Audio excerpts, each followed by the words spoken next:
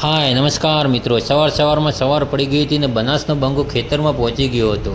ખેતરમાં પહોંચતા જ ગરબડિયા ન્યૂઝ દ્વારા ન્યૂઝ મળ્યા હતા કે તમારા ખેતરમાં બહુ મોટી પાર્ટી થઈ છે. એટલી મોટી પાર્ટી થઈ છે કે તમે જોશો તો ચોંકી જશો. અને મને તો એ પાર્ટી જોતાં જ લાગ્યું કે બહુ મોટી જ પાર્ટી થઈ છે. 420નો ઝટકો લાગી ગયો હતો અને જોયું તો ખેતરમાં અફરાતફરી ફેલાઈ ગઈ હતી અને ચારે બાજુ તો ખોદકામ થઈ ગયું હતું.